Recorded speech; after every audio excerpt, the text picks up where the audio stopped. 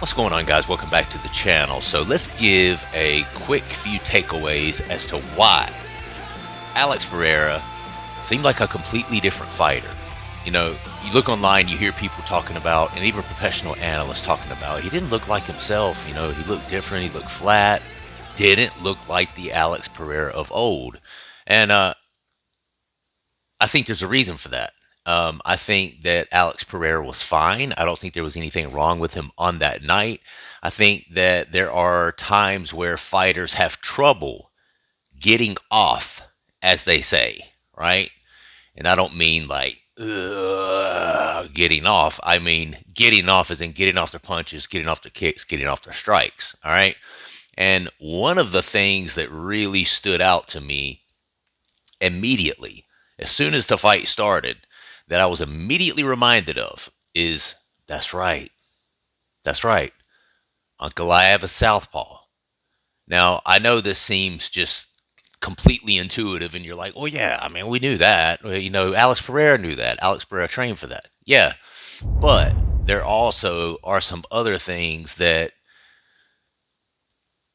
Ankalaev did during that fight that Alex Pereira probably didn't train for and didn't account for. Okay, so one of those things is the body kick, the teep kick. Alex Pereira, being a larger man, kind of has a measuring system. You know, when he fights, he holds those hands out, holds those hands out. He'll pump the jab a couple of times. And then, just like with Sean Strickland, as soon as he gets guys thinking about this jab and thinking about this and, trying to evade the jab, he'll go around the jab and he'll turn that into a hook, which is his most powerful punch, which is what he seems to knock everybody out with, right? Except for Yuri Prohaska, knocked him out with a high left kick. With that said, the teep kick by Ankalaev was a very, very good distance measuring tool for Ankalaev. And it was something that he kept jabbing that to the body of Alex Pereira. And Alex Pereira has a wonderful poker face. I call him stone face for a reason, right? He even had a stone face when he got kicked to the body because you could just tell by just the slightest of body language that a couple of times when he got kicked there in the breadbasket, he was like, shit. You saw his shoulders drop just a hair, just enough to let you know that, yeah, he felt that. That was one thing, and that prevented Alex Pereira from really closing that space and coming in on the inside because as big as Alex Pereira is, his strikes are not longer than the front teep kicks of Ankalaev, right? And obviously, too, Ankalaev is quite a big man as well, okay? So that is also one of the things that kept Alex Pereira moving back, all right? Number two, southpaw position, okay? Now, that takes away the power hand, which is that left hook of Alex Pereira. Alex Pereira, when people come in, he loves to measure them and time them using the jab. He'll get them thinking about the jab. And then the next time that they come in and they get close enough, or either he'll step off to his left, and then instead of throwing the jab like he normally does, he'll hook around their front hand, which if they're in traditional stance, their front hand is their left hand, correct?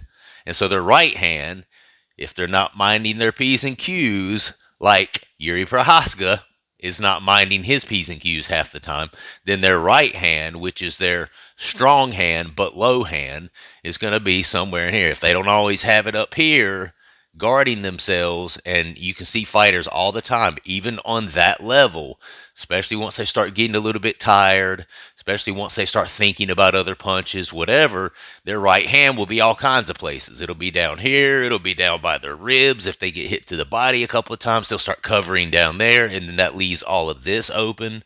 So Alex Pereira will angle off to the left, and he'll throw that strong left hook that seems to give everybody problems. Well, you can't do that with a guy who's keeping his distance with teep kicks and who also is right hand in front. Okay, so his right hand being in front, that means his body, his head, and his strong hand are way back here.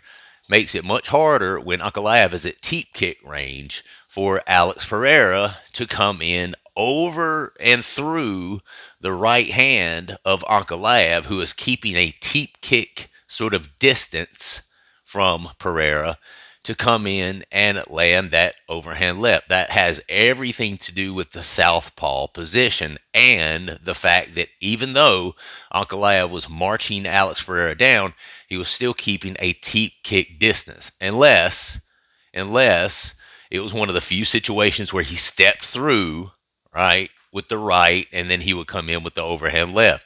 And he did switch positions. Excuse me. He did switch stances a few times as well, did Ankalaev, but it was just very briefly. Very briefly, he would switch stances, and it would be just long enough to throw that left straight and then step through with the overhand right, which he caught Alex Pereira with a couple of times in that fight. Third thing, the key to victory that Ankalaev had over Alex Pereira was pushing him back. Alex Pereira is not used to being on the back foot. He's used to standing his ground in the middle, and he fights much better when guys either meet him in the middle and stand and play at range kickboxing with him, or or he's able to kind of slowly but surely, methodically march them down, right? Because you notice Khalil Roundtree, he's also southpaw, but Khalil Roundtree played kickboxing with him. He stood in the middle with him. Not only that, Khalil Roundtree is a much shorter fighter. He didn't utilize the teep kick as much. Did have some good kicks to the body in Khalil Roundtree's defense there, but he's just outgunned, and he didn't fight the sort of masterful game plan that Ankalaev did. Alex Pereira does not do well on the back foot when someone is walking him down the whole time. And if you've ever done any sort of kickboxing at all yourself, you know that that is very tiring. It is much more tiring, despite getting kicked to the body over and over. If you've ever been hit to the body, you just know, and it's hard to explain it to anyone who's never been hit to the body. I've been hit to the body, and I've been hit to the body more than once in a short period of time, and it really does just, it's literally like the video game where you know how you're playing a video game and your character, as he gets hit, his energy level begins to wane. And then you're like, oh, damn, now he's slower. Oh, now he's too slow. I can't do anything to you now. And then you just start getting pieced up until you're knocked out. That's literally the makers of that game did that to emulate real life, basically, because that's what it's like. Your breathing is more labored. As your breathing's more labored, the oxygen to your blood is more slowed and more labored. So everything, your muscles, your muscle twitches, everything about you just slows down. You're just kind of like in slow motion. So I think when people say that, oh, he looked different, he looked slow, he looked lethargic, I think there's a reason for that. I think it was that he was on the back foot the whole time, and it's tougher when you're moving backwards to get off your shots. I think it was the fact that he was fighting a guy who was also long and using the teep kick to the body to slow him down, but was also moving forward in the southpaw position, teep kicking him, pushing Alex Pereira backwards, doing everything to stifle the offense of Alex Pereira while also tiring him out. Okay, so and then of course you have to assume too that the few times that he held him up against the fence, which I was surprised, he didn't really utilize the grappling that much. He utilized the clinch a little bit, and the referee actually broke that up. Mark Smith actually broke that up briefly when they were on the fence. I was like, "What are you doing, dude?" Like, it's almost like he wanted to give Alex Pereira a chance. It's like you don't break it up when the guy's doing damage. Ankalaev was doing damage. He was being active in that position. I don't know what that was all about, but several times throughout the fight, he didn't necessarily try to use the takedowns, but he did use the clinch in holding Alex Pereira up against the fence, laying on him, pulling down on him, holding his wrist, kind of pulling him down, further tiring out the arms of the striker, Alex Pereira. And, just to be honest, I know there's a lot of Alex Pereira fanboys out there, but let's just call it for what it is. He's a striker, and that's predominantly what he's good at. He had a great run. He kind of got exposed a little bit. Let's be honest. He got exposed by a guy who is a good all around MMA fighter who knows how to mix in all the different various techniques of MMA, the clinching, the teep kick to the body, the constant pressure moving him forward, tiring him down, tiring him out by kicking him to the body over and over, switching stances when necessary so that he could get in that straight left and overhand right. Okay? I mean, there was, being a southpaw fighter and utilizing that southpaw stance to stay away from the really, really dangerous strikes of Alex Pereira. Two of the most dangerous strikes that Alex Pereira has is that left hook that it's really hard to catch a tall southpaw fighter with, okay, because they're switched positions. Then you got the left high kick that he knocked out Yuri with. Same thing. When a guy's in a southpaw position, he's got his left hand up here and he's standing at a further distance.